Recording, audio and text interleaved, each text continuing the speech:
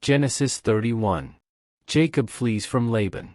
Jacob heard that Laban's sons were saying, "Jacob has taken everything our father owned and has gained all this wealth from what belonged to our father." And Jacob noticed that Laban's attitude toward him was not what it had been. Then the Lord said to Jacob, "Go back to the land of your fathers and to your relatives, and I will be with you." So Jacob sent word to Rachel and Leah to come out to the fields where his flocks were. He said to them, "I see that your father's attitude toward me is not what it was before, but the God of my father has been with me. You know that I've worked for your father with all my strength? Yet your father has cheated me by changing my wages 10 times. However, God has not allowed him to harm me. If he said, 'The speckled ones will be your wages,' then all the flocks gave birth to speckled young, and if he said, 'The streaked ones will be your wages,' then all the flocks bore streaked young. So God has taken away your father's livestock and has given them to me. In breeding season I once had a dream in which I looked up and saw that the male goats mating with the flock were streaked, speckled or spotted. The angel of God said to me in the dream, 'Jacob.' I answered, 'Here I am.' And he said, 'Look up and see that all the male goats mating with the flock are streaked, speckled or spotted, for I have seen all that Laban has been doing to you. I am the God of Bethel, where you anointed a pillar and where you made a vow to me. Now leave this land at once and go back to your native land.' Then Rachel and Leah replied, 'Do we still have any share in the inheritance of our father's estate? Does he not regard us as foreigners? Not only has he sold us, but he has used up what was paid for us.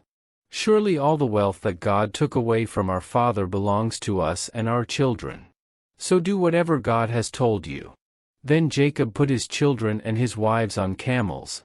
And he drove all his livestock ahead of him, along with all the goods he had accumulated in Paddan Aram, to go to his father Isaac in the land of Canaan. When Laban had gone to shear his sheep, Rachel stole her father's household gods. Moreover, Jacob deceived Laban the Aramean by not telling him he was running away. So he fled with all he had, crossed the Euphrates River, and headed for the hill country of Gilead. Laban pursues Jacob. On the third day Laban was told that Jacob had fled. Taking his relatives with him, he pursued Jacob for 7 days and caught up with him in the hill country of Gilead. Then God came to Laban the Aramean in a dream at night and said to him, "Be careful not to say anything to Jacob, either good or bad." Jacob had pitched his tent in the hill country of Gilead when Laban overtook him, and Laban and his relatives camped there too. Then Laban said to Jacob, "What have you done? You've deceived me, and you've carried off my daughters like captives in war. Why did you run off secretly and deceive me? Why didn't you tell me, so I could send you away with joy and singing to the music of timbrels and harps? You didn't even let me kiss my grandchildren and my daughters goodbye. You have done a foolish thing. I have the power to harm you, but last night the God of your father said to me, 'Be careful not to say anything to Jacob, either good or bad.' Now you have gone off because you long to return to your father's household.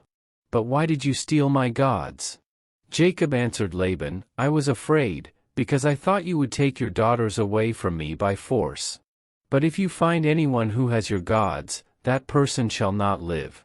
In the presence of our relatives, see for yourself whether there is anything of yours here with me, and if so, take it." Now Jacob did not know that Rachel had stolen the gods.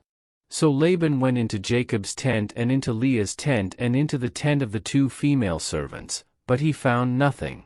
After he came out of Leah's tent, he entered Rachel's tent. Now Rachel had taken the household gods and put them inside her camel's saddle and was sitting on them.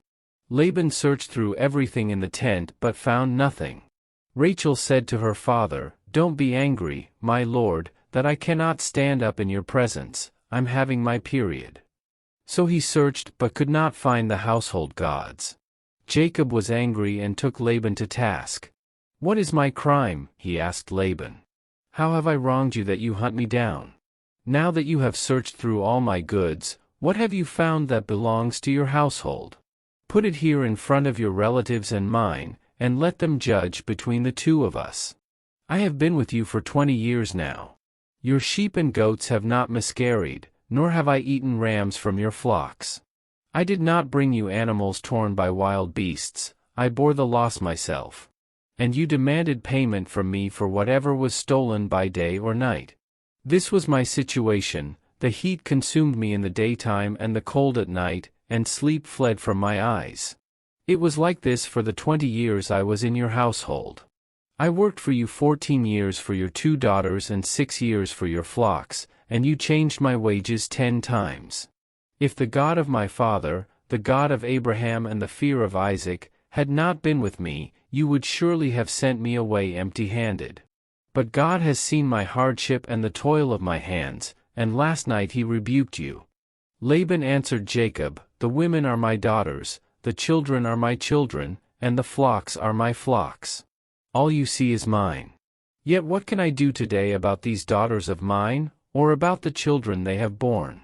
Come now, let's make a covenant, you and I, and let it serve as a witness between us. So Jacob took a stone and set it up as a pillar. He said to his relatives, gather some stones. So they took stones and piled them in a heap, and they ate there by the heap. Laban called it Jegar-sahadutha, and Jacob called it Galeed. Laban said, this heap is a witness between you and me today. That is why it was called Galeed. It was also called Mizpah, because he said, may the Lord keep watch between you and me when we are away from each other. If you mistreat my daughters or if you take any wives besides my daughters, even though no one is with us, remember that God is a witness between you and me. Laban also said to Jacob, here is this heap, and here is this pillar I have set up between you and me. This heap is a witness, and this pillar is a witness, that I will not go past this heap to your side to harm you, and that you will not go past this heap and pillar to my side to harm me. May the God of Abraham and the God of Nahor, the God of their father, judge between us. So Jacob took an oath in the name of the fear of his father Isaac. He offered a sacrifice there in the hill country and invited his relatives to a meal.